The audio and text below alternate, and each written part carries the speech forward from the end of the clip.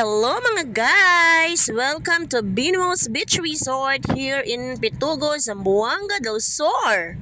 Kung nanggagaling kayo sa Pagadian City ay sakay lamang kayo ng van papuntang Dumalinaw, then pakaliwa papuntang Gipos, then pakaliwa ulit papuntang Dimaya, then papuntang Kagawasan, and then Pitugo. Dito sa Pitugo mga guys, maraming mga beach resorts dito. Kaso lang itong Binwos Beach Resort, ito kasi ang una naming nakita. Kaya dito na kami pumunta. Pagkapasok namin dito mga guys, ay ito ang nadatnan namin. May mga cottages. Ayan po, malinis po yung area. Marami po silang cottages dito mga guys, nag-range from 800 pesos to 1,700 pesos. At dahil marami kami mga guys, kaya itong pinakamalaking cottage na kinuha ko worth 1,700 pesos. Kumuha din ako ng isang room mga guys kasi mag-overnight kami dito. Dahil matanda na yung nanay ko, dito ko siya patulog dito sa may cabin. Itong cabin na to mga guys worth 2,000 pesos. Ito po yung itsura ng cabin na to dito sa may Binwos Beach Resort. Samahan niyo ako mga guys. Pakita ko sa inyo kung ano yung meron doon sa loob ng cabin room. Ito siya, may kandado. I-open na natin. Ayan. Tsan-charan! Ayan na mga guys. So, meron siyang dalawang foam.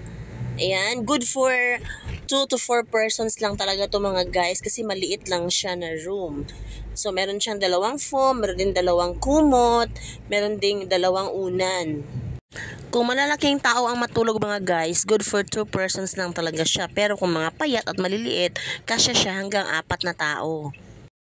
May aircon din dito mga guys. Ayan yung aircon dito sa loob ng cabin na tag 2,000 pesos. Then meron siyang salamin.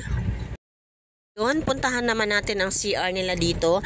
Bawat cabin pala mga guys ay may kanya-kanyang CR. So ito yung CR namin. Ito banda sa may right side. Yan yung CR namin ito sa cabin namin. Ayan. So pagpasok, actually nakalock po yan mga guys. Inopen ko na po yan.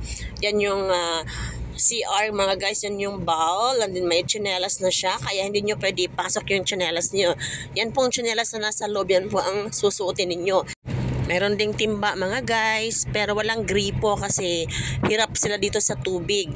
Yung timba na yan ay pinupuno lang nila ng tubig para may magamit ang nag-rent dito sa cabin room. Kung sakaling maubos ay pwede naman mag-request doon sa may-ari ng resort na to na magpa-dagdag ng tubig para sa CR.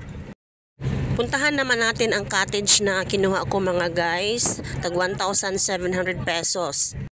Ito yung cottage na kinuha ko mga guys. 1,700 pesos. Malaki-laki po siya.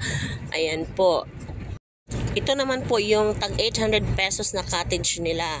So, pwede din naman yan kunin ninyo kung sakaling nalakihan kayo doon sa 1,700. Kung konti lang naman kayo maligo, pwede kayo dito lang sa tag 800 pesos na cottage para mas makatipid.